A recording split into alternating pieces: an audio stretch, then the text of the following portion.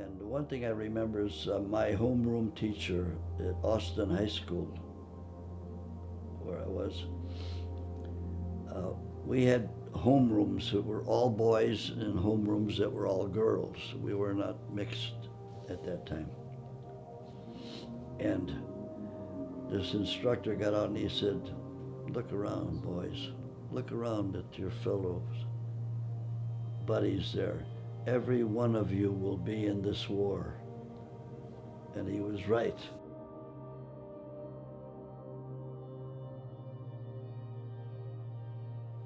Joseph S. Procopio. Date of birth? Date of birth, July 14th, 1926. And where I was did you born grow in up? Chicago. I lived most of my life in Chicago. Well, my brother Sam went into the service before me, and he left me. I was at the time 14 or 15 years old, I forget exactly. He left me his car, all his clothes, his roller skates, his ice skates, everything. And he said, "If I survive and come back, then I'll buy new ones." Pardon me? How did your family feel when he left for the war? Everybody was worried, and I told him to write off, which he did. And he was on a battleship stationed near the Hawaiian Islands, and he was an airplane mechanic aboard the aircraft carrier. And when I was in high school, I was the only kid in my whole group that had a car. And I was only 15 years old, I think, 14 or 15 at the time. But I would drive my guys around. We had great times. We drove to Green Bay, Wisconsin. We drove to Rockford, to Beloit, Wisconsin. My family moved around a lot because they were not wealthy family. It was, I would say, middle class, or maybe less than middle class a little bit. But we always had good, proper training from my parents. They were very strict about what we could and couldn't do as we grew up. And it was a very good family, very good childhood. Do you have any specific childhood memories that just really stand out to you today? Oh, probably about 45 dozen. When I was very young, we loved snow. And we would look for the biggest snow pile, which there were quite a few in Chicago at that time. And we'd dive into them. And sometimes they'd have to dig us out. The other guys would say, because we'd disappear in the snow. But it was a great life, great childhood.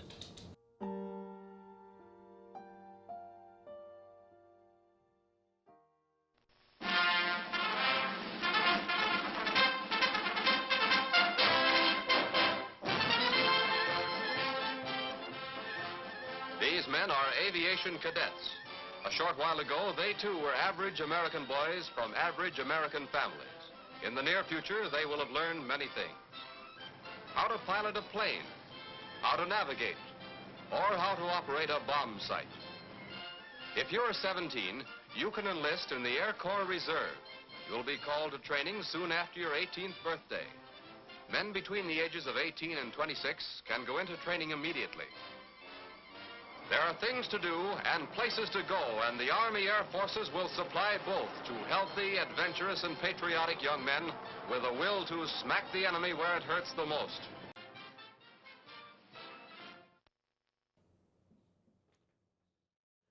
Everybody in my class could not wait to graduate so we could go join the Army or Navy or whatever, or Air Corps, which I joined, the Air Force. I wanted to fly. That was, it was like doing something luxurious, not laboring, you know. It was just wonderful, I thought. I thought I was going to get into the cadets, but they closed the cadet school training course right after I got in because it was nearing the end of the war, and at that time we knew that we were going to win the war. It was in Germany, if I'm talking about. What was it like going to boot camp for the first time? An experience, really. The forced marches and basic training and everything was, you'd be going on maybe the 5 or 10 mile hikes. And I made up my mind that I don't care what happens, I will not drop out, because guys would be dropping out from the heat. It was in Biloxi, Mississippi. Guys, they said, "Oh, I want to go home," you know, and all that. But it came natural. I did not miss being home. I was happy in the service. It was a great experience. The camaraderie was just wonderful. The guys did things together and protected each other. I got this little puppy one time. He looked a lot like Sebastian there. It was all white. It was a French poodle. And I got it when it was very small, and I would keep it in my fatigues. They had, in your fatigues in the Army, you have these great big pockets. And I would put the little puppy in my pocket, take it into the mess hall, which was against the rules, of course. And can I get incriminated here if they see this? I'm kidding. But it was mostly good for us at that time. Well, one incident that was kind of fun, well, I don't know if it's called fun, where they had lights out at 9 o'clock, you know, in the barracks. And some guy that had his upper bunk, there were 3 tiers of bunks. And he kept the light on, and he had the string to pull the light on and off. So the guys were yelling, "Turn the light off." And he said, "No, I'm not going to turn the light off. I want it on at night." And he said, "Turn the light off. We want to sleep." And all of a sudden you hear, boom! One of the guys shot the light out. Anyhow, that's the way it was.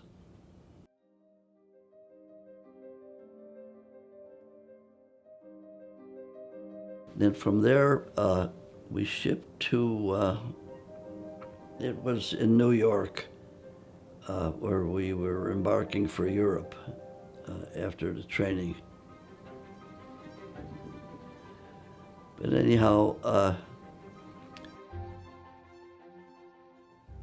one experience that was really memorable for me, we were on the ship and they were showing us a movie. All the troops were above board. And we're all sitting there. Must have been maybe 100 troops or maybe 200, I don't know exactly. It was a Liberty ship that we shipped over on. And we're watching the movie, and the moon was going,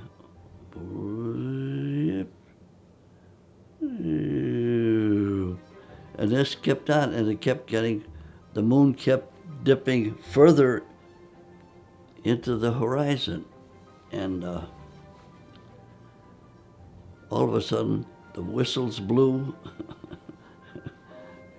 and everybody below deck, everyone below deck, because the ship was about to tip over in the rough waters, and we didn't know that. It just seemed funny, so everybody had to go below deck so the ship wouldn't tip over. But that was just one experience. One of the best times that we had was when we docked in Nuremberg, Germany, and we were there safely, because we thought that there were some German submarines that were still around. And we were glad we made it. That was about the best, celebration to get aboard that little Liberty ship, because it was not a really big ship. We were the Army of Occupation in Germany. And at first, we carried the big 45 on our hip, But then after, I'd say after about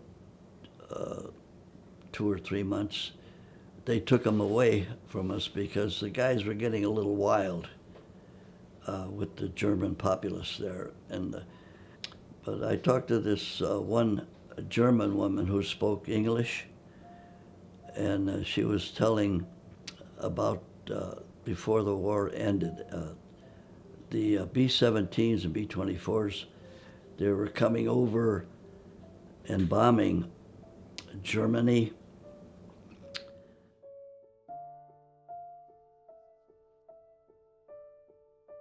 In 1945, Allied forces pushed the front lines back to Nuremberg, Germany. At this point, the city had some military manufacturing, but more importantly, it was seen as the cultural heart of Germany. Nuremberg was known as the most German city, and it was where Hitler had held multiple rallies, so capturing the city would deal a decisive blow to the morale of Germans. Starting January 2, 1945, the United Air Forces dropped over 1 million bombs on Nuremberg. But I talked to this one German woman who spoke English, and she said it was like a black cloud. One wave after the next would come. Day and night, bombing.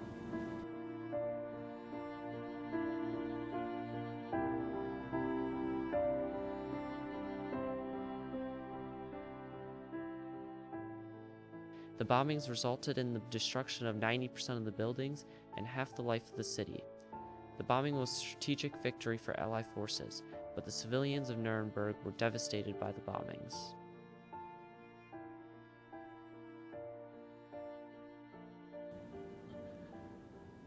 They really did a job there.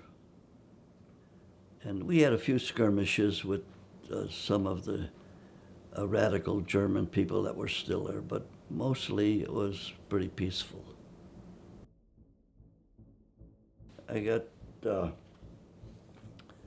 in a fight with one of the PWs that was belligerent German PW, and I got 10 stitches in the back of my head. He hit me with the butt of it was like a club that he had made. This was in the mess hall, and the German PWs were the cooks, and they served in the mess hall. In fact, I got my first haircut in Europe from a PW with a razor. He says, I got this razor. He's talking in German, at your throat. I says, yes, but there's the guard with the gun. He'll blow your head off. So, most of the German prisoners that we had there were very calm, and they obeyed what you did. Everything was more fun than fight. And then from there we went to Istries, France. As near as I can remember, it was just mostly guard duty and patrolling. We flew sorties, they call them, in the B-24s, which they let me fly, by the way, when we were, they wouldn't let me land or take off. I didn't have a license pilot at that time. And I would get behind this big 4-engined bomber and I'd hit all 4 engines and we're flying like mad. The pilots were young guys. I was in a crash landing in one of them. I was sitting in the bombardier's compartment, which is in the nose of the plane. We were coming in for a landing and we heard a loud explosion. One of the tires blew out, and the right wing dipped. The pilot was hitting the brake like a magician. One, left and right, left and right. Because if he hit both, we would have nosed over and I could say goodbye. And I'm watching my airspeed indicator, which was there, and we're going, when we hit, we were going 110 miles an hour. And at the end of the runway is a big rock pile. And I'm watching it get closer and closer, and boom, the other tire blows. So I'm thinking, well,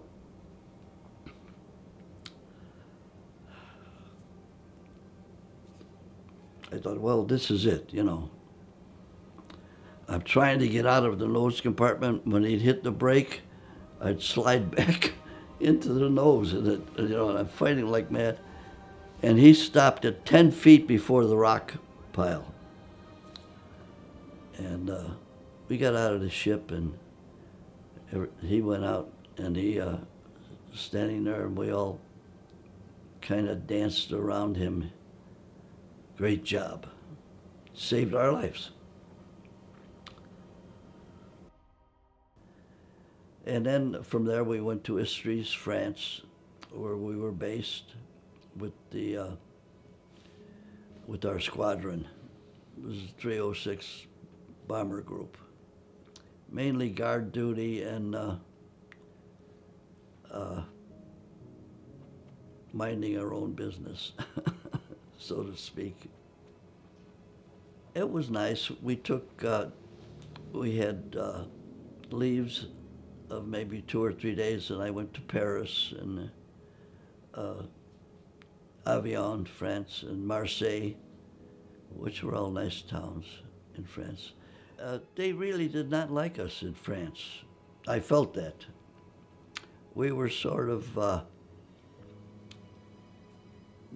invasive, I guess they would call that, because some of the guys were pretty rough, but I wasn't. I don't think I was. But the thing that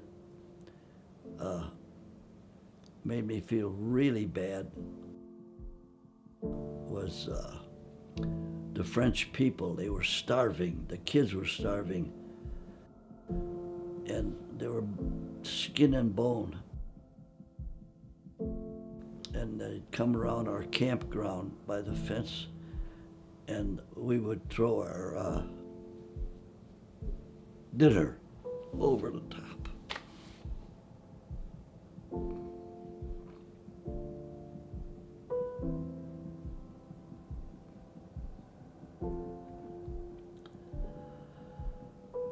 That was the worst part.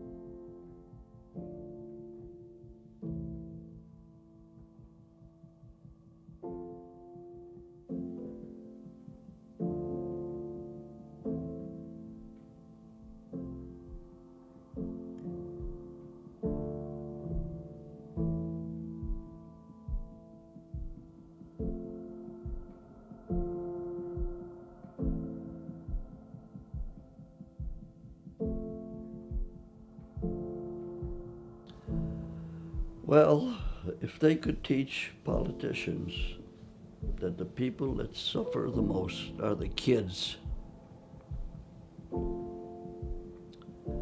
the innocent kids.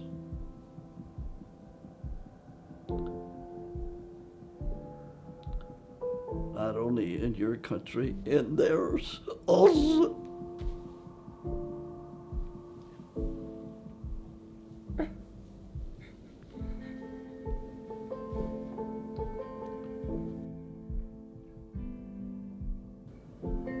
That's it.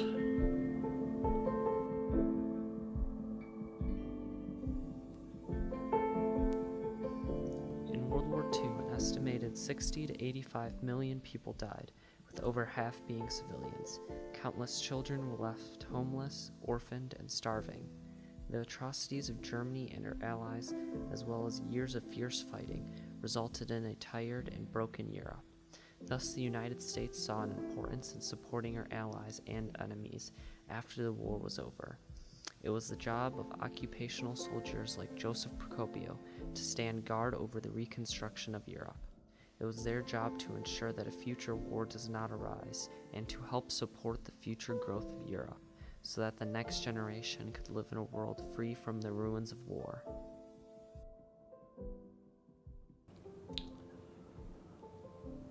And then went home and everything was fine. You finally were home. What was it like seeing your family again for the first time? Oh, great. It was really great. And you know what I missed the most? A plate of spaghetti my mother made. I never thought I'd ever miss it, and I thought, oh my God, it was good.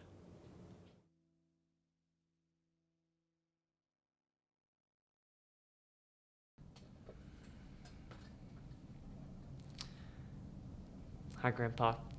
I wanted to take this time to explain the experiences I had making your documentary and all the lessons that I've learned. Before I joined this class, I was really nervous as to what it would mean and whether I would be able to make a documentary that was at a high quality. But when I went to your interview and I heard your story, then I knew that it was a story that had to be told.